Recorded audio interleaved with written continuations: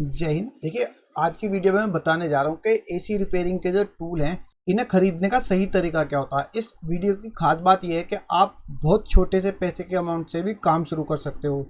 दूसरा, AC repairing के जो टूल है हमें 3 तरह से मेंटेन रखने होते हैं। सबसे पहली बात, एक होता है हमारा कंप्लेंट बैग, जो कि कंप्लेंट आने पे हमें लेके जाना होता है।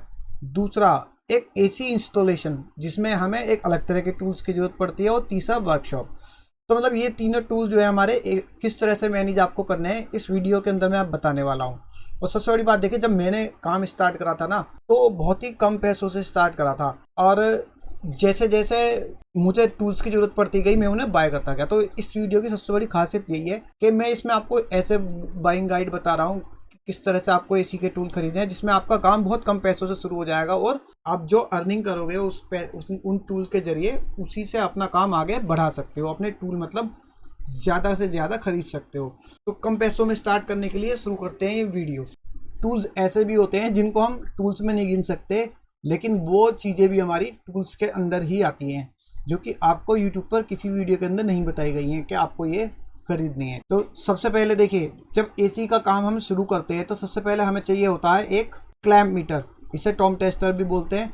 और सबसे ज़रूरी और सबसे मुख्य टूल है ये, आपको सबसे पहले यही खरीदना है। और देखिए, इसके खरीदने का तरीका, आप अगर पैसे से परेशान नहीं है तो आप अच्छे ब्रांड का खरीद सकते हैं, 1000-2000 रुपये तक का। नहीं तो आपको ये 350-300 रुपये में मिल जाएगा। बहुत ही अच्छा, ठीक है, काम करता है ये भी। और इसके साथ बस एक प्रॉब्लम रहती है, जो हमारी लीड है ये बहुत ही घटिया क्वालिटी की आती है, जो कि ख़राब हो जाती है। तो आप इसके साथ ना एक ये वाली लीड खरीद सकते हैं अच्छी क्वालिटी की, टॉम टेस्टर ये वाला और लीड ये वाली। मैंने भी ऐसे ही किया हुआ है। तो कुल 450 से 400 रुपये में ये हमारा तैयार हो जाता है। और इसके बाद आपको खरीदने होंगे सर्विस बैग। देखिए, बैग नंबर 1 आपको रखना है कंप्लेंट के लिए। जैसे कि कोई आपकी एसी रिपेयरिंग की समस्या आती है तो उसके लिए आप जो है अपना पहला बैग तैयार करिए, उसके अंदर आपने एसी रिपेयरिंग के टूल रखिए। और दूसरा बैग तैयार कीजिए, उसके अंदर आप अपना एसी इंस्टॉलेशन के टूल तैयार कीजिए। और देखिए, जैसे कि आपको कोई एसी इंस्टॉलेशन की साइट मिलती है, आप एसी इंस्टॉलेशन का बैग ले जाते हो और सर्विस के टूल आपके वहीं रह जाते हैं।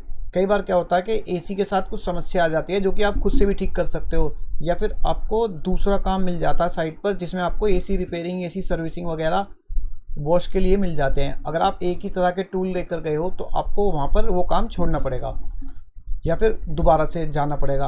और कई बार क्या होता है, इंस्टॉलेशन के वक्त ही आपको एसी रिपेयरिंग वाले टूल की ज़रूरत भी पड़ जाती है। ऐसे में क्या करते हैं कुछ मैकेनिक, अपने एक ही बैग के अंदर ज़्यादा टूल डाल लेते हैं, जिसकी वजह से बैग का वजन ज़्यादा हो जाता है, बैग ज़्यादा फूल जाता है, उसकी चेन वेन लगाने में दिक्कतें आती हैं। ऐसे में क्या होता है कि बैग हमारा जो है वो जल्दी जो है ख़राब हो जाता है, फट जाता है। इसलिए मैं आपसे कहूँगा कि आप एसी इंस्टॉलेशन के लिए और एसी सर्विसिंग के लिए 2 बैग बनाइएगा। आप पहले बनाइएगा एसी सर्विसिंग का बैग, और इसके बाद आपको बाद में बना लेना है एसी इंस्टॉलेशन का बैग। हमारे पास भी 2 बैग हैं, हम भी इसी तरह से यूज़ करते हैं। इससे हमें फ़ायदा ही मिलता है, नुकसान कुछ होता नहीं है। प्लस जो हमारा बैग का वजन है वो 2 जगह डिवाइड हो जाता है। तो एसी, जैसे कि एसी इंस्टॉलेशन में 2 जने जाते हैं, अपना अपना बैग उठा लेते हैं, जिससे क्या है कि ज़्यादा वजन भी नहीं उठाना पड़ता और बैग भी ज़्यादा दिन चलते हैं और सेफ रहते हैं। इसके बाद हमारा अगला जो टूल है वो है मतलब प्लायर। आपको ये 2 चाहिए, ठीक है। इससे अगर आपको कोई कहता है 4-5 चाहिए तो आप उस पर मत जाइएगा, क्योंकि हम काफ़ी समय से काम कर रहे हैं। इन 2 से अलग ही बहुत ही कमी से किसी और प्लायर टाइप की जरूरत पड़ती है। नहीं तो फिलहाल ये 2 आपको चाहिए। आपको एक नोज प्लास चाहिए। नोज प्लास आप अच्छा खरीदना, जो कि यहाँ से मजबूत हो और ये उसका जो हिस्सा है काफ़ी टेम्पर्ड और चिकना हो, क्योंकि इससे ये फ्लेयरिंग में यूज़ होता है अक्सर, ठीक है। तो जिससे हमारी फ्लेयर ख़राब ना हो। बाकी आप प्लास लीजिए, और इसकी जो है ये ग्रिप अच्छी होनी चाहिए। मेरे पास सेम ऐसा ही प्लास है और वो आज तक ख़राब नहीं हुआ, करीबन 4-5 साल से चल रहा है। ना उसकी ग्रिप ये फटी है, ना टूटी है, ना घिसी है, ठीक है ना। और वो स्टील ग्रिप प्लास है, स्टील का प्लास है। और देखिए, एक ये प्लायर यूट्यूब पे बता रहे हैं, आप खरीद लीजिएगा।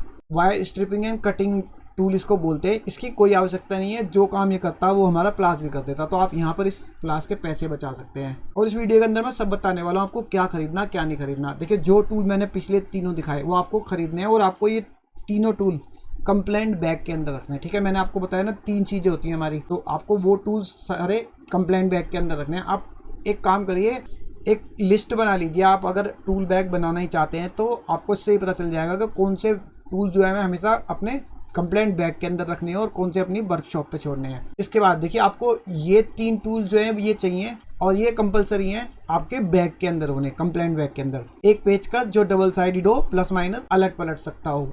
ऐसी एक ये छोटा पेचकस, ये भी, इसकी भी बिट जो है वो प्लस माइनस में चेंज हो जाती है इस तरह से। और एक चाहिए आपको टेस्टर। इसके बाद आपको चाहिए वायरिंग टेप और 2 इंची वाली सेलो टेप। ये आप जरूरत पड़ने पर खरीद लेना, बाकी एक वायरिंग टेप आपको चाहिए ही चाहिए। और ये टेफलॉन टेप, इसकी भी आपको जब जरूरत हो तब खरीद लेना। और ये आपको अपने कंप्लेंट बैग के अंदर रखनी है हमेशा। और ये भी, इनमें से कोई सी भी एक कलर की आप ले सकते हैं। आगे देखिए, ये आपको थिम्बल चाहिए होते हैं, और अगर आपको इनकी स्लीव्स मिल जाएं तो बहुत ही बढ़िया बात है। ये 6 mm के थिम्बल है, हालांकि ये 7 mm के रहते हैं, 6 पॉइंट कुछ समथिंग के। ये आपको थिम्बल चाहिए। अगर आपको ऐसे साइड थिम्बल मिल जाते हैं तो ये बहुत ही बढ़िया बात है। बाकी आपको ये 2 थिम्बल्स एसी रिपेयरिंग के काम के अंदर चाहिए होते हैं, और ये आपके कंप्लेंट बैग के अंदर ही होने चाहिए, क्योंकि ये एक तरह से टूल की तरह ही यूज होते हैं। क्योंकि अगर कहीं आप गए, वायरिंग जली मिली या कुछ भी हुआ, तो आप वहाँ किस चीज से जोड़ोगे? अब ये 1 रुपए का 50 पैसे का आइटम थोड़ी ना लेने भागोगे, क्या समझे? तो आपको ये हमेशा अपने कंप्लेंट बैग के अंदर रखना है, कम से कम 10-5 थिम्बल्स हमेशा।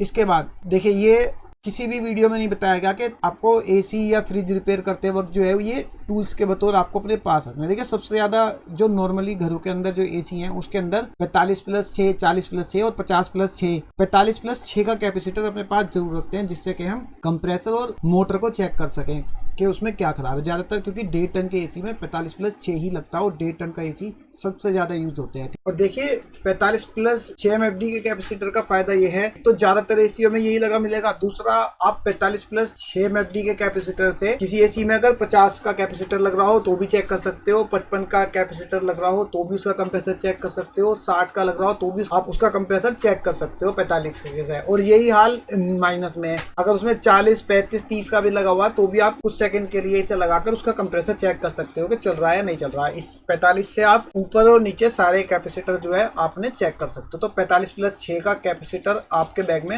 हमेशा होना चाहिए, और 4 का और 2 या 2.5 का कैपेसिटर आपके बैग में होना चाहिए, जिससे कि आप जैसे 5, 4 या नीचे 1, 2 कैपेसिटर, 2 MFD के कैपेसिटर तक की कोई भी फैन मोटर आराम से चेक कर सको।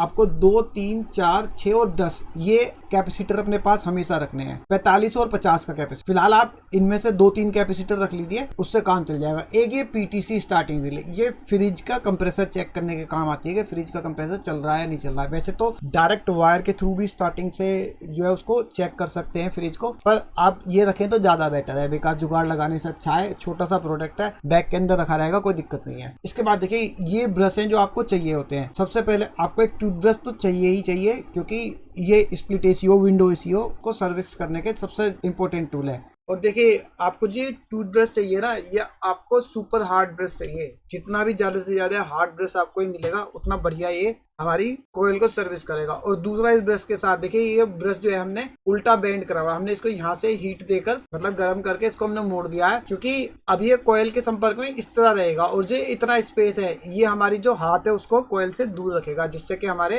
हाथ न कटे। क्योंकि अगर आप इस ब्रश को मोड़ेंगे नहीं तो ये ब्रश बिल्कुल सीधा होगा इस तरह से, और सर्विस के वक्त आपके जो उंगलियां हैं वो बैक साइड से कट जाएंगी। तो आप ब्रश को गर्म करके मोड़ लीजिएगा, और उसके बाद ही आप इसे सर्विस के काम में लाइएगा। और उसके बाद विंडो एसी में आप एक इसको लकड़ी वाला ब्रश आता है, इसको टॉयलेट ब्रश के नाम से मिल जाएगा, लकड़ी वाला। ये ब्रश जो है, इसके बिना विंडो एसी की सर्विस बढ़िया नहीं होती है। चाहे आप प्रेशर पंप यूज कर लीजिए, चाहे कुछ भी यूज कर लीजिए, ये टूल आपको दोनों चाहिए ही चाहिए। और ये होता है एक लोहे के दांते वाला ब्रश। ये ब्रश आता है हमारे काम कार्बन वगैरह झाड़ने के लिए। रस्टी मतलब जो जंग खा जाती है ना कोयले वगैरह, उसके साइड से या कोयलों पे जो रस्ट आ जाती है लीकेज के वक्त, ये हमारा उसको साफ करने के काम आता है। एक ये ब्रश है, ये ब्रश उस कोयल में काम आता है जो कोयल हमारी अंदर से काफी डस्टी हो गई हो विंडो एसी की सर्विस करने में, और ये छोटा ब्रश ना जा रहा हो या इसके ब्रश हल्के पड़ रहे हो, तो ये ब्रश हमारे काम आता है। इसको हम कभी कभी यूज करते हैं। और देखिए, एक ये टॉयलेट ब्रश अगर आपको लकड़ी वाला नहीं मिलता है तो आप ये वाला ब्रश यूज कर सकते हैं। और इसमें आप क्या करेंगे, जो ये वाला ब्रश है, आप इसका जो ये मुड़ा वाला हिस्सा है जहां से ये मोटा हो रहा है, इसको काट देंगे और यहाँ से इसको थोड़ा सा घिस लेंगे ग्राइंडर से, और इस तरह का बना लेंगे। तो ये आपका जो है ये ऐसे वाला बन जाएगा। क्योंकि अक्सर जो है ये वाला ब्रश अगर आपको नहीं मिलता है, ये वाला ले लीजिए। और अगर ये आप अच्छी क्वालिटी में लेंगे तो इसकी एक खासियत और भी रहती है कि जो इसके दांते हैं ये खराब नहीं होते हैं। ये ब्रश थोड़ा हल्की क्वालिटी के होते हैं, इसके दांते जो ब्रश हैं इसके जल्दी खराब हो जाते हैं। तो आपको इनमें से एक ये और एक ये तो हमेशा स्टार्टिंग में ही खरीद लेने काम शुरू करने के लिए, और आपको ये दोनों कंप्लेंट बैग के अंदर चाहिए। अभी तक मैंने आपको जितने भी टूल बताए सारे आपके कंप्लेंट बैग के अंदर रहेंगे, ध्यान रखना। और देखिए इसके बाद आती है मेजरिंग की बारी, कि आप कोई चीज आप एसी इंस्टॉल करने जा रहे हो या कोई कमरा नापने जा रहे हो या फिटिंग के लिए विंडो एसी के साइज चाहिए, उसके लिए आपको चाहिए होते हैं ये सारे टूल। आप 5 मीटर वाला इंची टेप लीजिएगा, 10 फुट वाला मतलब 3 मीटर वाले लेंगे तो वो आपका जल्दी खराब होगा, आपके पैसे वेस्ट होंगे, क्योंकि 10 फुट तो अक्सर निकालना ही पड़ता है, 12 फुट, और ये आप 10-12 फुट तक निकालेंगे तो इंची टेप बहुत लंबा चलता है, खराब नहीं होता। 3 मीटर वाला बहुत जल्दी खराब होगा। तो ये वही टूल्स मैं बता रहा हूँ जो हम यूज कर रहे हैं। आपको एक लोहे वाला स्केल चाहिए, ये आप जब जरूरत हो तब ले लीजिएगा। बाकी आपको ये इंची टेप लेना है और कंप्लेंट बैग के अंदर। और देखिए दूसरा आपको चाहिए एक वाटर लेवल। वाटर लेवल जो स्केल है हमारा, ये कई तरह के आते हैं, ये कॉस्टली है, ये बहुत ही सस्ता है, 60, 70, 80, अब महंगाई का जमाना तो ज्यादा से ज्यादा हो सकता है 100 रुपए के आसपास। तो इस तरह के टूल आपने लेने हैं जिसमें आपका जो बजट है ना वो भी कम रहे, और आपको सिर्फ स्टार्टिंग में वो टूल खरीदने हैं जिनसे आप एकदम काम शुरू कर सको। बाकी जिस तरह की कंप्लेंट आती रहेगी आप उसके हिसाब से टूल्स खरीदते रहना। बिल्कुल सेम इसी तरह से मैंने स्टार्ट किया था। एक्चुअली हुआ क्या था, मेरा झगड़ा हो गया था जहां मैं काम कर रहा था, क्योंकि वो पैसे देने में और काम सिखाने में आनाकानी कर रहे थे। इससे पहले मैंने पहले वीडियो में बताई भी थी ये बात आपको। तो मैंने अचानक से सडनली जब काम छोड़ दिया तो मेरे पास एकदम कॉल आने लगी, अब मुझे जाना पड़ा। तो सबसे पहली कॉल ही मुझे गैस चार्जिंग की मिली थी, तो मुझे कुछ टूल्स खरीदने पड़े थे। तो मैं आगे बताऊंगा कौन कौन से टूल्स मैंने स्टार्टिंग के पहले दिन में ही खरीदे थे। इसके बाद देखिए ये एक वर्नियर कैलिपर्स है, ये कोई इंपोर्टेंट टूल नहीं है, कोई जरूरी टूल नहीं है, मैंने सिर्फ इसलिए यहाँ पे लगाया है क्योंकि मेरे पास था, मुझे किसी ने गिफ्ट दिया था। और ये टूल आपके जब काम आता है, जब आपको कोई नट बोल्ट या कुछ भी ऐसी चीज हो जो आपको समझ में ना आ रही हो कितने mm की है या खरीदनी हो, या उसके लिए कोई टूल खरीदना हो, तो ये बहुत ही अच्छा टूल है। आप उसको नाप सकते हो कि मेरे को कितने mm की जरूरत है जो हमें लाना है। उसके बाद एक ही होता है साउल, इसकी भी आपको जरूरत पड़ सकती है कि ये टूल हमारा जो काम आता है ये सिर्फ एक एसेट एसी लगाने के काम आता है, इसकी भी हमें जरूरत पड़ती है, ये भी हमारे पास है। पर ये 1-2 साल में एक आध बार यूज होता है, क्योंकि कैसेट एसी की जो है इंस्टॉलेशन बहुत कम मिलती है। और वर्नियर भी आपको ये ज्यादा महंगा टूल नहीं है, आप खरीद सकते हो। ये थोड़ा कॉस्टली मिलेगा डिजिटल वाला, और ये आपको थोड़ा सस्ता मिलेगा। बस जरूरत हो तो खरीदना, नहीं तो मत खरीदना। अब देखिए वर्नियर कैलिपर्स की खासियत क्या होती है, ये आपका जो इंटरनल डायमेंशन है ये भी नाप देता है, यहाँ पर कोई भी चीज इसमें लगाकर, और जो एक्सटर्नल डायमेंशन है ये भी आपकी नाप देगा, जो बाहरी व्यास है किसी भी चीज का, और किसी भी चीज की गहराई भी नाप देगा, या उसकी बाहर से लेंथ भी नाप देगा। इस तरह से जहाँ पे आप इसके जो को यूज करके नहीं नाप सकते, ये इसके पीछे से जो स्लाइडर है इसका, ये इसमें ये एक रॉड निकलती है ऐसे, ये इससे आप नाप सकते हैं। ये बहुत ही अच्छा टूल है, पर आपको जरूरत हो तो ही खरीदना, नहीं तो कोई जरूरत नहीं है। हाँ, तो आपको कंप्लेंट बैग के अंदर हमेशा ये रखना है, और एक वाटर लेवल स्केल भी रखना है, ठीक है। बाकी ये सब टूल्स आपके वर्कशॉप पे पड़े रहेंगे इस काम के। इसके बाद देखिए आपको ये कार वॉश पंप जरूर चाहिए। एक्चुअली क्या है, जब हमने काम स्टार्ट किया था उस समय ये सब चीजें नहीं चला करती थी, 2013-14 में जो था ये यूज नहीं होती थी, तो हमने बिना इसके स्टार्ट करा था। पर अगर आप आज काम स्टार्ट करना चाहते हैं तो बहुत से जो कस्टमर है उनकी मानसिकता ये है कि बिना इसके अच्छी सर्विस नहीं हो सकती है, वो बिना इस पंप के सर्विस नहीं कराएंगे। आप अगर कंप्लेंट पे भी जा रहे हैं तो भी आपको ये पंप अपने साथ लेकर जाना पड़ेगा, क्योंकि हो सकता है जो कंप्लेंट है वो एसी में सर्विसिंग की वजह से आ रही हो। पर कस्टमर तो हमेशा एक ही कॉल करेगा, जी एसी कूलिंग नहीं कर रहा, उसको तो हमेशा ये लगता है कि गैस निकल गई है। इसलिए आपको ये टूल एक कंपलसरी अपने पास रखना होगा, और हमेशा साइट पर जाते वक्त लेकर जाना होगा। अगर आपको पता है कि आपने एसी सर्विस नहीं करा है और किसी और की साइट पे आपको काम मिल रहा है, अगर आपने एसी सर्विस किया हुआ है तो आपको पता ही होगी कि हमने सर्विस करा था, प्रॉपर सर्विसिंग है, तो मतलब फॉल्ट कुछ और है, तब आप इसको एक बार को छोड़कर जा सकते हैं। इसके बाद आपको चाहिएगा एक ये एसी का जो है ना, ये एक बैग होता है, इसके अंदर हम एसी को पैक कर सकते हैं। और इसके बाद क्या है, जो हम अपने सर्विस करते हैं तो उसकी जो पानी की जो छींटे होती हैं वो पूरे घर में नहीं फैलती हैं, रूम के अंदर मतलब, और वो आसानी से सर्विसिंग में आ जाता है। इसके बाद देखिए आपको ट्यूब कटर चाहिए। ये ट्यूब कटर देखिए कई तरह के आते हैं, एक ये कॉस्टली वाला ट्यूब कटर है। इसमें क्या है, बस खास बात इसमें पाइप ना आसानी से हल्के हाथ से पकड़ने पे भी कट जाता है, और ये ट्यूब कटर सबसे बढ़िया ट्यूब कटर है। बस इसमें क्या है कि यहाँ पे ये रोलर नहीं है, तो इसमें पाइप थोड़ा जाम चलता है, आपको हाथ से अक्सर पाइप टाइट पकड़ना पड़ सकता है अगर आप पाइप काट रहे हो डायरेक्ट हाथ से पकड़कर, छोटा पाइप, उसके लिए बता रहा हूँ मैं। और ये सबसे अच्छा ट्यूब कटर इसलिए है, ये काफी सस्ता, आपको 125-150 रुपए में मिल जाएगा, और ये करीबन 300-250 रुपए से ऊपर ही आपको मिलेगा। और ये आपके बैग का वजन भी कम बढ़ाएगा। जैसे मैंने आपको बताया कंप्लेंट बैग के अंदर बहुत सारी चीजें होती हैं, तो वो सब चीजें हमें मेंटेन करनी है कि मतलब कम कॉस्ट में हमारा बैग बन जाए और इम्पोर्टेंट टूल उसके अंदर हो, कोई एक्स्ट्रा टूल ना हो जिससे कि हमारे बैग का वजन ना बढ़े, और सस्ता भी। तो ये सस्ता, टिकाऊ और सबसे बढ़िया ट्यूब कटर है। उसके बाद एक छोटा होता है मिनी ट्यूब कटर, ये कभी कभी काम आता है लो स्पेस वाले एरिया में। तो आप ये जब कभी जरूरत हो, कहीं ऐसी जगह फंस जाओ जहाँ पे ये ट्यूब कटर ना चल सकता हो, तब आप ये परचेज कर लेना। बाकी आपको एक ये ट्यूब कटर जरूर खरीदना है स्टार्टिंग में, और ये आपके कंप्लेंट बैग के अंदर ही रहेगा। इसके बाद देखिए आपको चाहिए होते हैं 3 स्लाइड रेंज। अब ये 3 स्लाइड रेंज क्या करते हैं, ये देखिए ये इंडोर यूनिट में कॉपर पाइप कसने खोलने के काम आते हैं, और इससे अलग भी काफी सारे काम करते हैं। तो आपको ये 2 टूल्स खरीदकर हमेशा अपने बैग में रखना है, एक 8 इंची का और एक 10 इंची का, और एक आपको खरीदना है 12 इंची का। पर ये आपको रखना है अपनी वर्कशॉप पे, क्योंकि हमारा जो ऑक्सीजन सिलेंडर होता है वो आपको खरीदना ही पड़ेगा, उसके बिना बहुत सारे काम नहीं होते हैं। उसमें ये हमारा काम आता है। इसका जो है उसका साइज जो है ना वो इतना नहीं होता कि ऑक्सीजन सिलेंडर वाला नट खोल सके। तो ये 12 इंची वाला ऑक्सीजन सिलेंडर का नट हमारे खोलने और काम कसने काम आता है। तो ये आप जब सिलेंडर खरीदेंगे तब खरीद लेना। बाकी आपको ये 2 स्टार्टिंग फर्स्ट डे ही खरीदने पड़ेंगे टूल। उसके बाद देखिए आपको कुछ छोटा सा रेगमाल का टुकड़ा चाहिए, एक डबल साइडेड ब्लेड चाहिए, और डबल साइडेड ब्लेड आपको बढ़िया हार्ड वाला चाहिए, लोकल वाला नहीं चाहिए। अगर आपको क्राउन का मिल जाता है ब्लेड कहीं अच्छी हार्डवेयर की दुकान पे तो बहुत ही अच्छी बात है। लोकल ब्लेड जो है वो समस्या करते हैं एक्चुअली। कई बार जंग खाए हुए रस्टी जो पेच होते हैं वो इससे कटते नहीं है, मतलब उसके अंदर माइनस का निशान नहीं बन पाता है। तो अगर जो हमारा अच्छा वाला ब्लेड मैं बता रहा हूँ क्राउन वाला, वो उस पेच को भी काट देता है, उसमें माइनस का निशान बना रहता है और पेचकस से खुल जाते हैं। और बहुत सारी चीजों में काम आता है। एसी इंस्टॉलेशन के वक्त पाइप काटने के काम आएगा, इंसुलेशन काटने के काम आएगा। और इसलिए आपको ये जो है पेपर कटर खरीदने की कोई जरूरत नहीं है, बेकार वजन भी बढ़ेगा और पैसा भी खर्च होगा। तो आप एक आरी का ब्लेड खरीद लीजिए, मल्टीपल काम करता है बहुत सारे। और आपको चाहिए होगी एक 1.5 फुट की छेनी, 1.25 फुट या 1.5 फुट की कम से कम। इसके बाद आपको चाहिए एक 6 इंची की रेती। रेती इससे ऊपर भी आती है 9-12, पर आपको मैं 6 इंच की इसलिए कह रहा हूँ क्योंकि हमें ज्यादा रेती की जरूरत नहीं पड़ती है कामों के लिए, ज्यादातर फ्लेयरिंग टूल के लिए जरूरत पड़ती है, फ्लेयर बनाने के लिए। और जब बड़ी रेती लोगे कॉस्टली भी आएगी, और दूसरा आपके बैग का वजन भी बढ़ेगा। तो ये आपकी सस्ती भी आएगी और ये आपकी बढ़िया है, फ्लेयरिंग करने में इससे कोई दिक्कत नहीं आती है। ठीक है, तो ये आपको ये हमेशा बैग में रखना है, ये भी। और अगर आप रख सकते हैं तो छेनी भी बैग में रखिए, क्योंकि कई बार आप अगर कंप्लेंट पे जाते हैं और आपको स्प्लिट एसी उतारना पड़ा, पीछे होल हुआ, तो आप इसको होल को क्लियर कर सकते हैं। एक बार को आप हथौड़ा मत रखिए, पर छेनी आप रख सकते हैं। ये ब्रेक वायर है, और इसका काम ये है कि अगर कई जगह पर जैसे बरसात के दिनों में इंडोर से पानी लीकेज की समस्या आने लगती है, तो कई बार वहां पर वायर वगैरह आसानी से नहीं जाती, पर ये वायर चली जाती है और ज्यादा वजन भी नहीं है। तो आपको एक ये रखनी है, और एक आपको एलन की का सेट खरीदना है, जो कि 1.5 से और करीबन 6 mm तक की एलन की जिसमें हो। 8 और 10 की एलन की कोई आवश्यकता नहीं पड़ती है इस काम में, क्योंकि मैं सिर्फ छोटे घर के एसीओ की बात कर रहा हूँ, बहुत बड़े अलग एसीओ की बात नहीं कर रहा हूँ फिलहाल।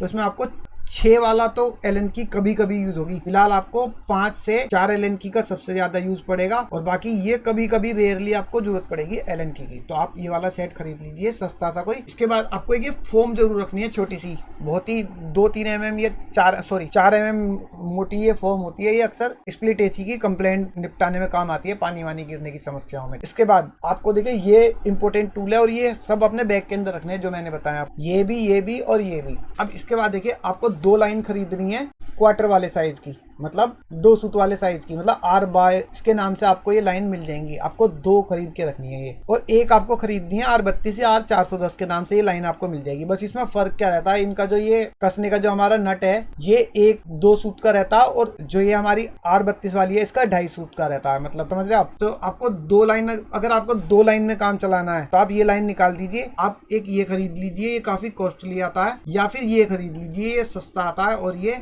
आपका इस लाइन का काम कर देगा। इसी में ये कनेक्टर करके इसमें जोड़कर आपका जो है कनेक्ट हो जाएगा, और आपकी लाइन को ये 2.5 सूत की बना देगा। और आपको देखिए क्या चाहिए, अब मैंने बता ही दिया, 2 या 3 लाइन आपको चाहिए, और साथ में या तो एक ये चाहिए या लाइन चाहिए। दूसरा आपको चाहिए कुछ रबर्स, ये वाली। स्टार्टिंग में शुरू में तो आपको ये रबर्स की जरूरत नहीं है, क्योंकि आपकी लाइन आएगी अगर अच्छी आएगी उसमें रबड़ है तो कोई दिक्कत नहीं है। बाकी आप 2-4 रबड़ हैंड टू हैंड साथ में खरीद लीजिए। और ये पिन भी आपको खरीदने की कोई जरूरत नहीं है, क्योंकि स्टार्टिंग में लगी हुई आएगी, कुछ दिनों बाद अक्सर ये खो जाती है या खराब हो जाती है, तो आपको ये पिन्स की भी जरूरत पड़ती है। तो आपके लिए देखिए इसमें से क्या क्या चीज आपको खरीदनी है। 2 लाइन R22 की, एक ये, या फिर 3 लाइन, और ये आपको बैग के अंदर रखना है सारा सामान। और बैग के अंदर रखने का एक तरीका भी होता है, देखिए इसका और भी बताता हूँ। जैसे आप ये देख रहे हैं, ये इनके जो ये फेस हैं ये खुले हुए हैं, इनके अंदर कचरा जाने से है ना, आपको गैस चार्जिंग या कुछ भी करने में समस्या आएगी। मैं एक बार फंस चुका हूँ, उसके बाद से मैं क्या करता हूँ, अब इनके ना हमेशा मुंह पर टेप लगा कर रखता हूँ काम करने के बाद, जिससे कि इसके अंदर कभी कचरा ना जाए। देखिए, और आपको उसके बाद खरीदना होता है एक मैनीफोल्ड गेज। अब मैनीफोल्ड गेज कॉस्टली भी आता है। दूसरा,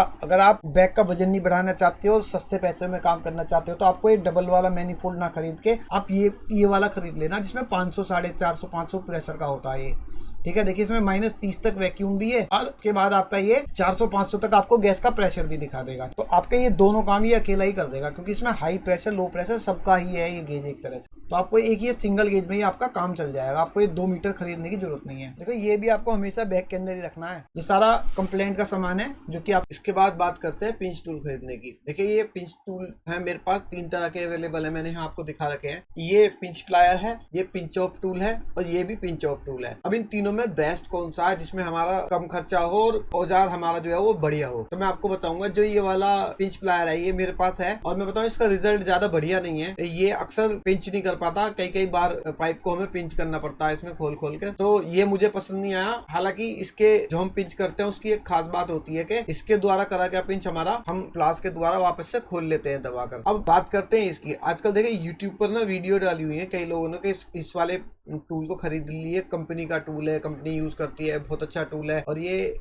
इस तरह का जो है ये पाइप को पिंच करता है। और आप देख रहे हैं इसने कितना बेहतरीन करके पिंच करा है, पर लेकिन ये मुझे टूल पसंद नहीं आया, क्योंकि ये जो पिंच करता है ये हमेशा के लिए पाइप को दबा देता है, और इसके द्वारा जो दबाया गया पाइप है वो खोला नहीं जा सकता वापस। तो ये परमानेंट पिंच वाला है। तो एक्चुअली हम जो काम करते हैं ना उसमें अक्सर हमें पिंच वापस खोलना पड़ता है। जैसे रेफ्रिजरेशन में आप यूज करोगे ना फ्रीजर के अंदर, तो वो पिंच आपको खोलना है NRV मतलब पिनवाल लगाने के बाद। और ये दूसरी जगह यूज होता है हमारा विंडो एसी के अंदर। तो विंडो एसी के अंदर क्या है, जैसे उसमें कोई वाल्व लगा हुआ नहीं आता है गैस वगैरह चेक करने के लिए, तो परमानेंट वो उसका पाइप बंद होता है, तो वहां पर इसको लगाकर वाल्व लगाना पड़ता है, और उसके बाद पिंच को खोलना पड़ता है। इसलिए अगर आपने इससे वहां पर पिंच करा तो वो खुलेगा नहीं, और कोई यूजलेस है ये, मतलब एक तरह से ये टूल यूजलेस ही है। अगर आपको परमानेंट पिंच नहीं करना तो ये बेकार टूल है, वाहियात टूल मेरे हिसाब से, तो आप इसको मत खरीदिएगा। हालांकि ये ऑनलाइन 3-4 हजार रुपए का मिल रहा है, आपके टोटल पैसे वेस्ट है। अब बारी आई इस वाले टूल की। अब देखिए, ये वाला टूल भी बेकार है हमारे हिसाब से, ये वाला टूल भी बेकार है। ये टूल मिल जाएगा आपको 200, 250, 300 रुपए का, शायद मेरे ख्याल से 300 रुपए के अंदर ये अमेजोन पे मिल रहा है आज की डेट में। और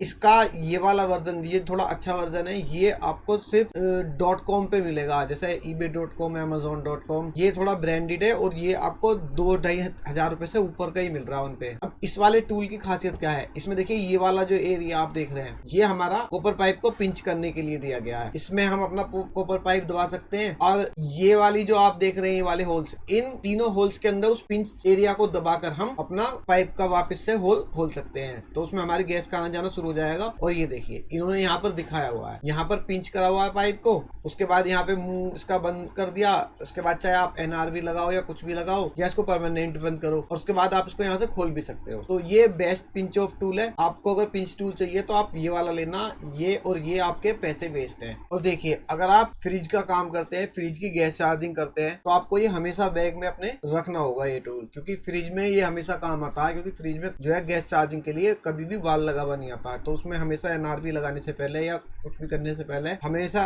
या फिर आपको अगर गैस पे डाउट है तो गैस चेक करने से पहले ये लगाना पड़ सकता है। इसके बाद देखिए, आपको ये गोटी खरीदनी है, 2 सूत का हैंडल है, और ये इसके गोटी है। आपको ये गोटी का सेट चाहिएगा, ठीक है, 8 mm से करीबन 14 mm का। ये सारी गोटी अक्सर कहीं ना कहीं किसी न किसी एसी में लगती है, तो एक ये गोटी का सेट आपको खरीदना ही पड़ेगा। आप जब जरूरत हो तब खरीद लेना, बाकी आप बिना इसके भी जब आप खरीद लोगे तो ये आपका जो है कंप्लेंट बैग के अंदर रहना चाहिए ये भी सामान। और एक चीज, आपको ये एक 2 गोटी लंबी वाली खरीदनी पड़ेंगी, एक 13 और 14 mm की, और उसी हैंडल के साथ की, 2 सूत वाले हैंडल के साथ की। उसमें क्या है, आप देख रहे हैं कि ये नट है, ये नट काफी लंबे है, तो ये इसको नीचे से कसने के काम आ जाते हैं। अक्सर क्या करते हैं मैकेनिक ना, इनको ऊपर से कर देते हैं, जो कि गलत है। उसमें क्या होता है, जो ये कवर है ये हमारा फिर बाहर की तरफ खुलता नहीं है, जिससे क्या है आगे कंप्लेंट करते में समस्या आती है। तो इसलिए आपको ये गोटी हैंडल के साथ ये 2 गोटी लंबी खरीद के रखनी है। और ये वो सब सामान है जो मेरे पास है, और ये अक्सर एसी इंस्टॉलेशन के वक्त काम आता है, या फिर एसी रिमूविंग के वक्त काम आता है, आउटडोर को निकालते वक्त। आप इसको चाहे तो कंप्लेंट बैग में रख लीजिए, चाहे खाली इंस्टॉलेशन वाले बैग में रख लीजिए। इसके बाद देखिए, आपको सबसे इम्पोर्टेंट टूल है ये, आपको एक घड़ी, बत्ती और एक ये 2 kg का LPG सिलेंडर और एक ऑक्सीजन सिलेंडर चाहिए। जिससे आप इस तरह का एक सेटअप बना सकें। और इस सेटअप की खास बात ये है कि जो हमारी कॉइल रिपेयर है, उस कॉइल रिपेयरिंग में ये सबसे बढ़िया टूल है, क्योंकि जहाँ पर हीट नहीं हो पाती ना कोई आसानी से, वहाँ भी ये जो है हमारा पाइप को अच्छे से गर्म कर देता है और उससे क्या है हम अपनी कॉइल को रिपेयर कर लेते हैं। अब देखिए इसके लिए हमें क्या क्या चाहिए बनाने के लिए। आपको चाहिए एक ये ऑक्सीजन रेगुलेटर, और देखिए इसमें जैसे आप एक तरफ से बंद देख रहे हैं ना, आप इस तरह से 2 मीटर निकल कर इसको ले सकते हैं, आपको ये सस्ता पड़ेगा। और उसके लिए आपको चाहिए कम से कम ये 4 क्लिप, एक आपको चाहिए LPG रेगुलेटर, और ये रेड और ब्लू या रेड ब्लैक जो भी मिले, कम से कम 12 फीट की पाइप, क्योंकि अगर मान लीजिए 10-12 फुट की हाइट पर कोई चीज आपकी लगी हुई है तो आप उसको मैनेज करके काम कर सकें। अगर आप ज्यादा छोटी लाइन बना लोगे 5-6 फुट की, तो आप सिलेंडर ऊपर उठाते रखते फिरोगे किसी न किसी चीज पे। तो इस चीज से बचने के लिए आपको क्या करना है, कम से कम 10-12 फुट की आपको ये पाइप लेने हैं, और रेगुलेटर आपको ये वाला लेना है अच्छा वाला, और घड़ी भी आपको एक या थोड़ी अच्छी वाली लेनी है, मीटर निकलवा दीजिएगा,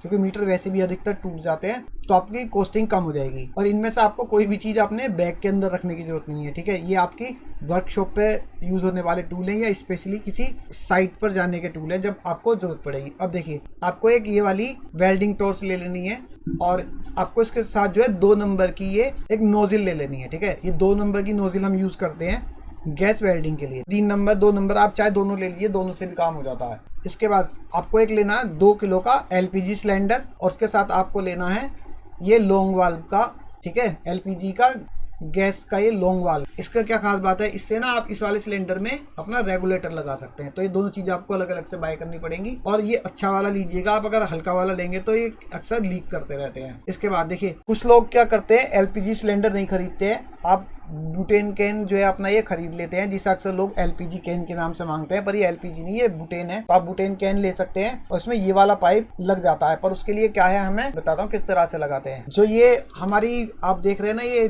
फ्लेम टॉर्च जो है, ये ब्लो टॉर्च, इसका ये नोजल यहाँ से खोलकर इसमें यहाँ पर कस लेते हैं, और 1 या 1.5 फीट का ये पाइप इसमें ज्यादा से ज्यादा यूज किया जाता है, क्योंकि बुटेन कैन में इतना ज्यादा गैस नहीं होती है कि आप 10 फीट की पाइप के अंदर से लगा के रखें। तो तरीका ये कि आपको अगर बुटेन कैन लगाना चाहते हो LPG सिलेंडर की बजाय, तो आप क्या करिए, इसको खोलकर और अपनी जो लाल वाली लाइन है उसको 2 या 1.5 फीट की छोटी कर लीजिए, और इसमें ये कैन आप इसकी लगा सकते हैं। आपको फिर ये खरीदने की कोई जरूरत नहीं है, पर यह है कि आपको ये सस्ता पड़ता है, और ज्यादा जहाँ पर काम हो वहाँ ये आपको लेकर ही जाना पड़ेगा। इसके बाद देखिए ये अलग अलग तरह के ऑक्सीजन सिलेंडर होते हैं। ये एक बहुत बड़ा ऑक्सीजन सिलेंडर है, बहुत ही भारी है और महंगा सिलेंडर है। और उसके बाद ये 3-4 तरह के छोटे सिलेंडर है, और एक है अपनी सिलेंडर की ये आपको खरीदनी पड़ेगी। जिस दिन आपको कोई ऐसी साइड मिल जाए जहाँ पे आपकी जो ब्लो टॉर्च काम ना कर रही हो, तब आप इसको खरीद लीजिएगा। और मैं बताता हूँ अब ये वाले सिलेंडर में आपको कौन कौन से खरीदने हैं। आपको ये सिलेंडर की जरूरत नहीं है। देखिए हमारे पास तो तीनों सिलेंडर हैं, ये भी मेरे खुद के सिलेंडर की इमेज है। ये बड़ा सिलेंडर है हमारा, इसको हम भरवा कर वर्कशॉप पे छोड़ देते हैं, जो कि हमारा 6 महीने तक चलता रहता है आराम से। एक ही सिलेंडर में बहुत दिनों तक काम हो जाता है। दूसरा एक ये सिलेंडर है, ये हम नाइट्रोजन के काम लाते हैं, जिससे कि हम जो एसी की लीकेज वगैरह चेक करते हैं उसमें हम इस नाइट्रोजन सिलेंडर का यूज करते हैं। और एक ये सिलेंडर है, ये हमारा साइट पे ले जाने के लिए है। जैसे कि बहुत सारी साइट ऐसी होती है जिन पे ना अक्सर जो हमारी ब्लो टॉर्च है वो काम नहीं करती। बहुत सारी जगह होती है जहाँ पे ब्लो टॉर्च जो हमारी फेल हो जाती है, वहां पर हमें ये सिलेंडर लेके जाना पड़ता है घड़ी बत्ती के साथ। अब देखिए एक इस तरह की टॉर्च आती है, ये एक बेकार टूल है जो कि आपको बिल्कुल खरीदने की जरूरत नहीं है। इस टूल के साथ बहुत सारी डिसएडवांटेज है। एक तो ज्यादा हीट नहीं बनाता है, दूसरा जब इससे हम कहीं गर्म करते हैं ये पूरे काफी ऊपर तक हीट फेंकता है, काफी ऊपर फुटों तक इससे काफी सारी चीजें जल जाती हैं, ठीक है। मतलब कुल मिला के बेकार है। अब देखिए मैंने स्टार्टिंग में ये खरीद लिया था, मुझे इतनी नॉलेज नहीं थी, देखिए क्या हालत हो गई है। जब से खरीदा है 2014 में खरीदा था, आज तक ऐसे ही पड़ा है। 1 या 2 बार चलाया था, उसके बाद से पैसे ही खराब हो गए, ठीक। और अब देखिए आपने जो रेगुलेटर लेना है गैस का, आपने ये वाला लेना है, ऐसा भी नहीं लेना है सस्ता सा कोई। अच्छा रेगुलेटर लेंगे, आपकी सेफ्टी भी रहेगी और मजबूत भी रहेगा। और सबसे बढ़िया बात क्या है, ये बहुत जल्दी लग जाता है और निकल जाता है। अक्सर क्या होता है इंडस्ट्रियल यूज में हम ये वाला जो रेगुलेटर यूज करते हैं LPG के लिए, इसकी डिसएडवांटेज बहुत सारी हैं। लगाने में बहुत टाइम लेता है, दोनों तरफ चूड़ी कसनी पड़ती है। एक भी तरफ की आपकी ये टी वाली चूड़ी खो गई तो आप परेशान, आपकी ये निकल के भग गई तो भी परेशान। इसमें ऐसा कोई झंझट ही नहीं है। तो हम भी अब ये यूज करते हैं। ये मैं लाया था, ये सारा टोटल पैसा वेस्ट हो गया। और देखिए ये भी खाली इससे नहीं चलती है, इसको भी तैयार करने के लिए आपको एक रेगुलेटर ये वाला या कोई सा भी एक रेगुलेटर चाहिए, 2 क्लिप चाहिए, एक जो है आपको एलपीजी का गैस पाइप चाहिए। तो आपको ये सब पैसे बचाना भी बता रहा हूँ, कहाँ कहाँ बचाने हैं आपने अपने पैसे। अब देखिए जो छोटे मोटे और इजी काम है, जैसे कि कहीं इंस्टॉलेशन के वक्त पाइप जोड़ना, वो हमारा ये वाली केन भी कर देती है। तो इसलिए आपको क्या करना है, एक ब्लो टॉर्च जरूर खरीदनी है, इसके साथ आप एक ये वाली पत्ती ले लीजिएगा। कई बार ये एक्स्ट्रा हीट ले जाने के काम आ जाती है, जिससे कि टाँके हमारे लग जाते हैं, कभी कभार नहीं लग रहे होते पर इस पत्ती की हेल्प से लग जाते हैं। ठीक है, एक ब्यूटेन केन ले लिए, इस तरह से आपकी अटैच हो जाती है। और ये कई तरह की आती हैं, आप यही वाली लीजिएगा, सबसे ज्यादा यूज होती है, सबसे ज्यादा एसी मैकेनिक इसे यूज करते हैं और ये खराब भी कम होती है। बस क्या है, इसकी रबड़ निकल जाती है नीचे की, तो उसका आपको ध्यान रखना है, इसके अंदर कुछ हमेशा फंसा के रखें कि कचरा वचरा ना जाए और रबड़ इसकी जो है निकल के हमारी ना भागे। दूसरा, आपको सिलेंडर लेने हैं, ये हमारे 3 kg के सिलेंडर हैं और मेरे पास करीबन 4 सिलेंडर हैं, जिसमें क्या है, मैंने हर सिलेंडर का वजन करके लिखा हुआ है कि कौन सा सिलेंडर कितने वजन का है। और उसकी खासियत ये है कि जब सिलेंडर के अंदर गैस पता नहीं होती ना कितनी है, तो हम सिलेंडर का वजन करके ही पता चल जाता है, उसमें से 2480 घटा करके हमारी जो है गैस इसमें इतनी है। तो आपको सिलेंडर का सेटअप इस तरह से करना है और सिलेंडर के साथ जो ये वाल्व है अलग से खरीदने पड़ते हैं। आप अगर अच्छा वाल्व खरीदेंगे तो उसकी खासियत ये है कि जैसे आपने 150-200 का वाल्व ना खरीद के 300-350 का वाल्व खरीद लिया, तो आपकी मान लीजिए इसमें 200 kilo 4 kilo gas, sorry 4 kilo का तो सिलेंडर भी नहीं यार, मतलब 1 किलो 2 किलो गैस पड़ी है और वाल्व आपका खराब हो गया, तो आपकी वो गैस खराब हो सकती है। आपका इतने का तो वाल्व नहीं है जितना आपका गैस का नुकसान हो जाएगा, क्योंकि मैं कर चुका हूँ। उसके बाद से मैं हमेशा ब्रांडेड ही वाल्व खरीदता हूँ, जिससे कि हमारी आगे से गैस का नुकसान ना हो। किस तरह से नुकसान हुआ था आप समझेंगे कि बेकार झूठ बोल रहे हैं।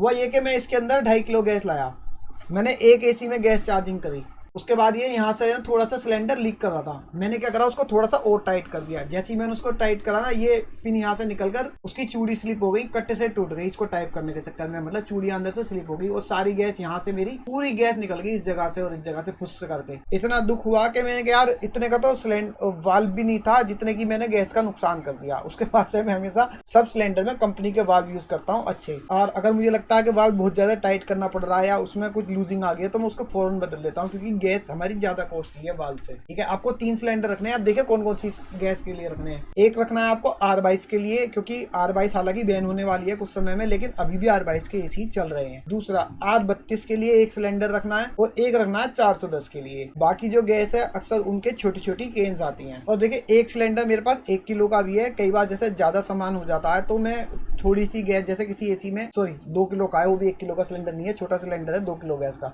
तो 1.25 किलो गैस हम उसमें ले जाते हैं वजन को बचाने के लिए या बैग में जगह ना होने की वजह से। तो 4 सिलेंडर मेरे पास है, आप कम से कम 3 सिलेंडर तो खरीद ही सकते हैं। और देखिए सिलेंडर के बारे में मैं आपको इसलिए बता रहा हूँ कि अगर मान लीजिए आप एक ही सिलेंडर लेंगे तो पता चलेगा आपने R32 ली, अब अगले एसी में आपको 22 डालनी है, तो आप उसकी 100-250 ग्राम गैस जो भी है बची हुई वो आपको उड़ानी पड़ेगी, खराब करनी पड़ेगी उसे डलाने के लिए। और सिलेंडर बार बार वैक्यूम करोगे या नहीं भी करोगे तो भी गैस का तो नुकसान जाएगा ही।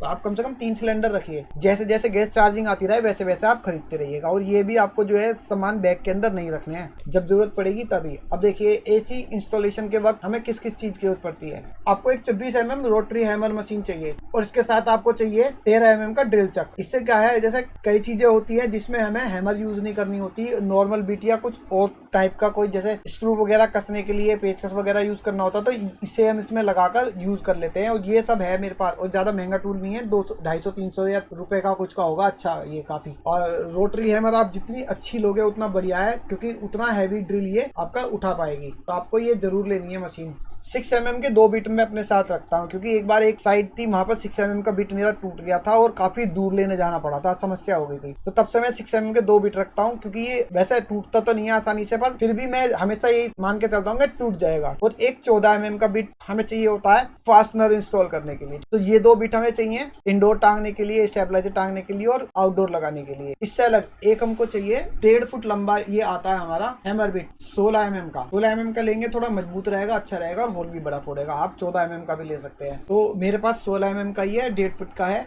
और एक ये है 65 mm हॉल्सो मेरे पास, और इसके साथ 350 mm मतलब 1.25 फुट के करीब की ये मेरी रॉड है, जो कि दीवार में होल करने का काम आती है। और ये देखिए हमारे पास छोटे छोटे बिट भी हैं। ये वाले बिट 3 mm और 2.5 mm के मेरे पास हैं, 3.5 mm के, 4 mm के। ये 2-2 में रखता हूँ क्योंकि ये इजीली टूट जाते हैं और ये वाले बिट देखिए, ये बिट कहाँ काम आता है, ये हमारे कंप्रेसर बदलने का काम आता है। अक्सर कई बार क्या रहता है, कंप्रेसर के जो नीचे की जो लैग होती हैं जिन पर हम कंप्रेसर कसते हैं वो अलग पोजीशन की आ जाती हैं, पोजीशन होती है वो अलग रहती है पुराने कंप्रेसर के हिसाब से। तो जो उसकी टांगे जो लगाने के लिए ना हमें ये ड्रिल कर कर अलग से नए बोल्ट डालने पड़ते हैं। तो उसके अंदर हमें ये 8 mm और 9 mm का बिट अक्सर चाहिए होता है। बाकी ये 12 mm का बिट भी हमें अक्सर 10 का और 12 का भी जरूरत पड़ जाती है। कई बार जब हम विंडो एसी या स्प्लिट एसी लगा रहे होते हैं तो कई बार हमें लकड़ी के अंदर से होल करना पड़ जाता है बहुत छोटा सा वायर निकालने के लिए, जैसे 3 कोर 4 कोर। तो अक्सर कई बार बहुत अच्छी कंपनी के साथ ना बहुत मोटी वायर आ जाती है 9, 10, 11 mm की, तो वो 12 mm के बिट से आराम से निकल जाती है। तो हम एक बिट ही अपने साथ इंस्टॉलेशन के वक्त बैग में रखते हैं। या फिर कंडेंसर, जैसे स्प्लिट एसी का कंडेंसर अगर हमें बदलना पड़े तो हमें ये वाले बिट चाहिए होते हैं 2-3 mm, 2.5 mm और 3 mm के, जिससे कि कंडेंसर के लिए नई जगह नए होल कंडेंसर में करके उसको कस सके। अक्सर मैकेनिक क्या करते हैं, केबल टाई से बांध के उसको छोड़ देते हैं, मतलब अनफिट कंडीशन में, वो परेशान ही करता है, या एसी में कूलिंग पूरी नहीं आती है। तो अच्छे से फिटिंग के लिए आपको ये टूल्स हमेशा चाहिए होंगे। इसके बाद आपको कम से कम 1.25 किलो का हैमर चाहिए। आप इससे हल्का लोगे तो वो छेनी पे चोट कम करेगा और आपको दीवार में होल करने में दिक्कत होगी। तो आप 1.25 किलो का अच्छा हैमर ले लीजिए। और ये भी आपको अपने साथ बैग में नहीं रखना, ये जरूरत के वक्त ही आपको, इंस्टॉलेशन के वक्त आप इसे लेके जाएं। दूसरा, अब देखिए बहुत सारे तरह के ये बेंडर आते हैं जो कि हमारे कॉपर पाइप बेंड करने के काम आते हैं। देखिए ये जो कॉपर पाइप बेंडर है ये 6-7 तरह के आते हैं, हाफ का, 6 सूत का, मतलब जैसे ये 5/8 है वो 6/8 रहता है। तो आपको मैं सीधे सीधे बताऊं, आपको सिर्फ 2 बेंडर खरीदने हैं। सबसे पहले आपको सिर्फ एक बेंडर खरीदना है हाफ का, 1/2 मतलब आधे इंच का, सबसे ज्यादा यूज होता है ये बेंडर। और कभी आपको 2 टन के एसी की इंस्टॉलेशन मिले तो आप क्या करिए, 5/8 का बेंडर खरीद लीजिए, नहीं तो आपको इसकी कोई जरूरत नहीं है, आप सिर्फ हाफ का बेंडर खरीद के रखिए स्टार्टिंग में। और ये होता है देखिए इंटरनल स्प्रिंग बेंडर है, ये इस तरह से देखिए कॉपर पाइप के अंदर डालकर पाइप को बेंड कर दिया जा रहा है इसमें। पर मैंने अभी तक यूज नहीं करा और ना ही मेरी समझ में आ रहा है। मुझे तो ऐसा लग रहा है कि अगर गलती से इसको लगाने के बाद पाइप थोड़ा सा भी बेंड हो गया ना पूरा, तो पाइप अंदर ही फंस जाना है, क्या समझे, निकलेगा भी नहीं। क्योंकि जो ये वाला स्प्रिंग बेंडर है ये भी अक्सर अगर आपसे जरा सी गलती हुई तो पाइप के साथ फंस जाता है, तो ये तो चूड़ी घुमा घुमा के निकल जाता है। पर ये मुझे उम्मीद नहीं है निकलेगा भी, क्योंकि जब इसको घुमाते हैं तो ये चूड़ी एक तरफ इसकी टाइट होती जाती है, दूसरी तरफ ये पाइप पे ढीला होता चला जाता है। तो इसकी ये खासियत है। तो ये वाला बेंडर ही मुझे पसंद है, मैंने अब तक खरीदा नहीं है, जब यूज करूंगा तब बताऊंगा, पाइप को मोड़कर तोड़कर देखूंगा कि कहीं फंसता तो नहीं है। अब देखिए बाकी एक बेंडर ये रहता है हमारा इस तरह से पाइप बेंड करने के लिए, और सबसे अच्छा बेंडर तो यही है, पर ये हर जगह यूज नहीं हो सकता।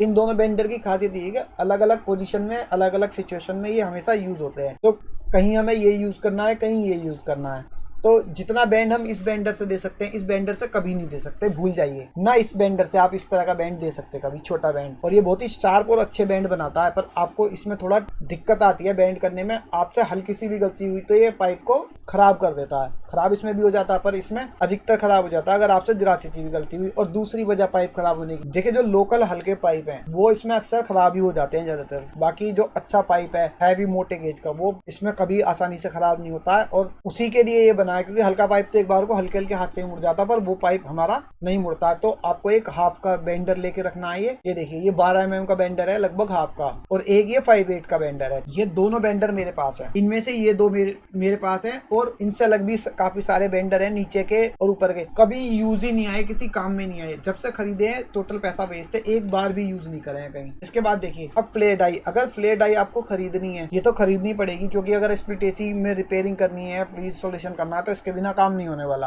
अब सबसे जरूरी बात देखिए, ये डाई सबसे अच्छी डाई है क्योंकि इसमें स्विचिंग टूल भी मिल रहा है। 1/4 हाफ और 5/8 के पाइप की स्विचिंग करनी पड़ती है, पर ये काफी कॉस्टली है, और ये आपका 500, 600, 700 रुपए में आपको अच्छी डाई मिल जाएगी ये वाली। और इसमें सबसे बड़ी खासियत ये है कि आपके बैग का वजन कम बढ़ाएगी, और आपको ये भी सिर्फ हम कंप्लेंट के इंस्टॉलेशन के वक्त ही लेके जाते हैं। नॉर्मली हम इसको बैग में नहीं रखते क्योंकि बैग का वजन बढ़ाती है चीजें। तो ये हमारे वर्कशॉप पे एसी इंस्टॉलेशन वाले बैग के अंदर अलग से पड़े रहते हैं ये टूल्स। और ये बहुत ही ज्यादा कॉस्टली डाई है और काफी वजन भी है इसके अंदर। मैं तो यही कहूंगा कि आप इसको स्टार्टिंग में ना खरीदें, क्योंकि स्वीजिंग की भी बहुत कमी से जरूरत पड़ती है। अक्सर लोग बाग पाइप को जोड़ने के लिए भी प्लास से पाइप को थोड़ा सा फुलाकर टाका लगा देते हैं और कहीं नहीं जाता आसानी से। और देखिए इसके साथ ये कि रैचेट है, इसकी भी आपको ज्यादा जरूरत नहीं पड़ती है। हालांकि ये अच्छा टूल है, अगर आप सिलेंडर के लिए यूज करना चाहते हैं तो ये ले लीजिएगा।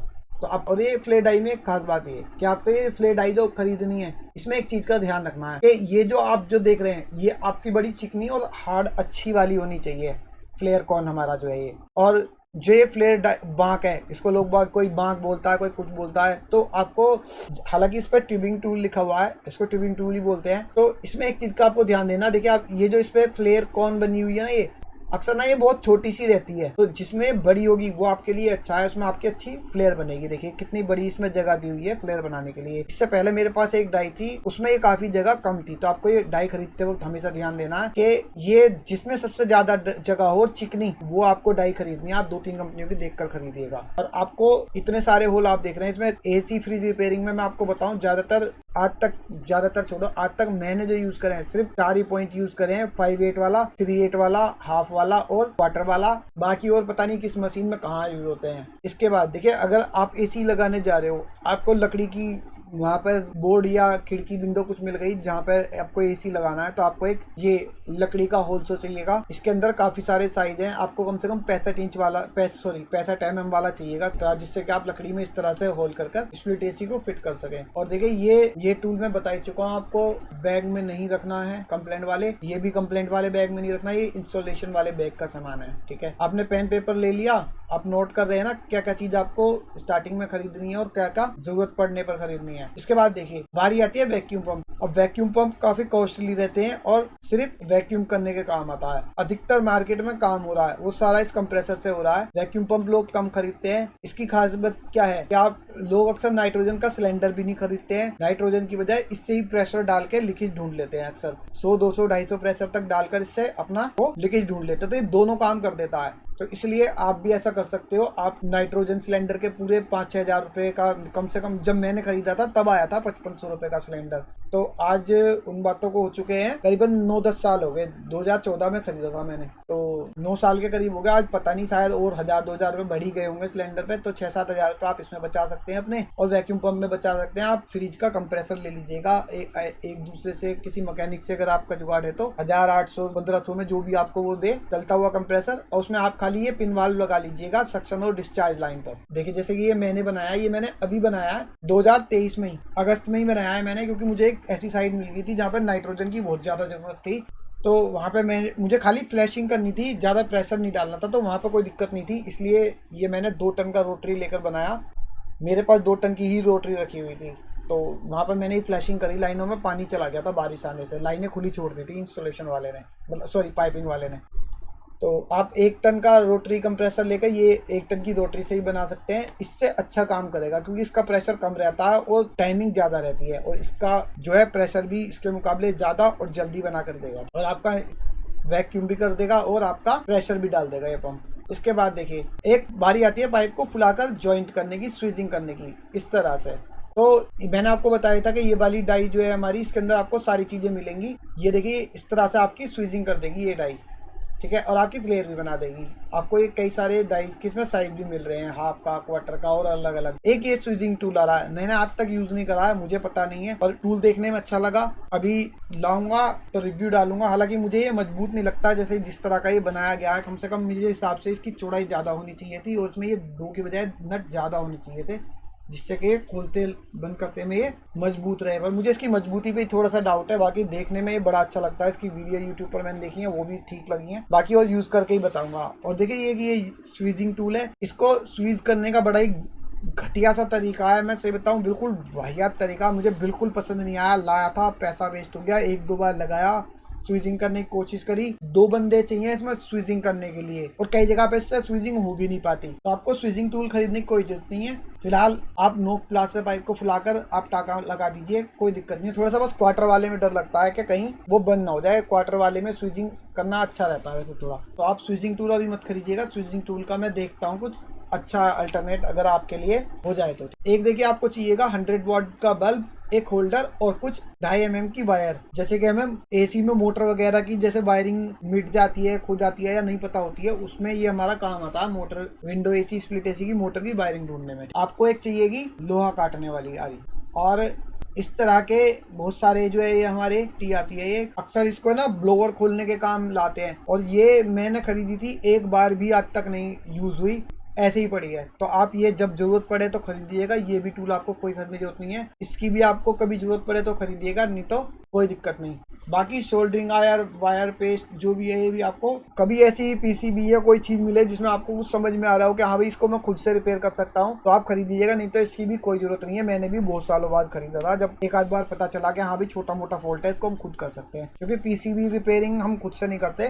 पीसीबी रिपेयर वाले से कराते हैं। इसके बाद देखिए, ना तो आपको ये खरीदने की जरूरत है, ये टाइम पे खरीदने की जरूरत है, और ये भी, और एक ये कुछ मैकेनिक इसका यूज करते हैं, हमने आज तक नहीं खरीदा। एक आध कंप्लेंट आती है जहाँ पे अक्सर ब्लोअर वाला कोई मांगता है कि ब्लोअर से करते अच्छी अच्छी सी सफाई, हम ऐसी वाहियात बेकार दिखावे वाली सफाई नहीं करते, क्योंकि ये इतनी धूल उड़ाता, पूरा घर गंदा, खुद भी गंदे, तो हमने नहीं खरीद रखा। आपकी मर्जी हो तो खरीदना, नहीं तो इसकी भी कोई जरूरत नहीं है। इसके बाद आपको 2 ये वाल्व चाहिए जो कि अलग अलग गैस की कैन पे लगते हैं, ठीक है। 134A और 22A का आपको सेम मिलेगा, और एक 290 और 600 गैस के लिए अलग से मिलेगा। इस तरह से आप कैन पे इनको लगा सकते हैं। तो ये अक्सर फ्रिज की गैस चार्जिंग के काम आते हैं, और एसी की गैस चार्जिंग में एक बार ही काम आया है आज तक, वो भी गोदरेज के एसी में 290 गैस थी शायद, तो शायद उसमें मैंने यूज करा था। और देखिए, एक ये इंपॉर्टेंट टूल है, ये आपको खरीदना ही पड़ेगा जब आपको कैपिलरी नापनी हो। तो इसमें क्या, आपको कैपिलरी का गेज आप नाप सकते हैं, और आपको एक छोटा तिकोरा इसके साथ खरीदना पड़ेगा। ये कैपिलरी काटने में बहुत अच्छा टूल है। हालांकि या तो आप रेती से घिसकर भी काट सकते हैं, और एक बहुत ही बारीक दांतों का आप आरी का ब्लेड ले सकते हैं, उससे भी आप कैपिलरी को आसानी से काट सकते हैं। एक ये फ्लग आपके काम आएगी, ये एसी रिपेयरिंग में काम नहीं आती कहीं भी, लेकिन फ्रिज रिपेयरिंग में जरूर काम आती है, और इससे अक्सर फ्रिज पे टाका लगाने में इसके बिना दिक्कत होती है। तो ये काफी सारी चीजों पर लग जाती है एक ही फ्लक्स। इस पर सब लिखा होगा किस किस चीज पे आपका ये फ्लक्स काम आ जाएगा। आप जब जरूरत पड़े, फ्रिज की गैस चार्जिंग करनी हो, टाका न लग रहा हो, तब खरीद लेना, चाहे फ्रिज रिपेयरिंग करते वक्त जाते में खरीद लेना। ये दोनों चीज जब आपको कभी कैपिलरी पे डाउट हो तब खरीद लेना, इसकी भी आपको कोई जरूरत नहीं है। और ये सारा सामान, ये जो है आपका सारा सामान, ये वर्कशॉप पे रखने का, बैग में लेके घूमने का नहीं है। जब कभी आपको डाउट हो तब इसे लेके जाइए, नहीं तो जरूरत नहीं है। फ्लक्स आपकी बैग में रहेगी अगर आप गैस चार्जिंग पे जा रहे हो। बाकी ये है आपका कॉपर ब्रीजिंग रॉड, तो ये आपको जब ही चाहिएगी जब आप कहीं जा रहे हो। बाकी 2-4 चेंज का टुकड़ा बैग में पड़ा रहे, इससे कोई दिक्कत नहीं है, ये रहनी चाहिए अक्सर। इसके बाद देखिए, ये है एनेमोमीटर। ये क्या है, हमारा विंडो एसी, स्प्लिट एसी का आउटडोर का, इनडोर का एयर फ्लो टेस्टिंग के काम आता है। और ये भी मेरे पास है, ये वाला मॉडल मेरे पास है। और जब से मैंने लिया है, मैं सही बताऊं, पहले कई चीजें ऐसी थी जो काफी कंफ्यूजनिक थी, जिससे मुझे बड़ी दिक्कत होती थी एसी में। और जब से मैंने ये लिया है, काफी सारी ऐसी कंप्लेंट थी जो पहले समझ में नहीं आती थी, फिर आने लगी कि एसी में कूलिंग क्यों नहीं हो रही है। तो आप ये भी ले सकते हैं, ज्यादा महंगा टूल नहीं है। मुझे अब तो याद नहीं है कितने का लिया था, आप ऑनलाइन इसको चेक कर लीजिएगा कितने का है। तो आप सस्ता सा ले लीजिएगा, ज्यादा महंगी की जरूरत नहीं है। और आप एक डिजिटल मीटर भी ले सकते हैं इस तरह का, जो कि कूलिंग का रूम टेम्परेचर और आपका ग्रिल टेम्परेचर नापने का काम आता है। ये खाली ग्रिल टेम्परेचर और फ्रीजर का टेम्परेचर नापने के काम में आता है।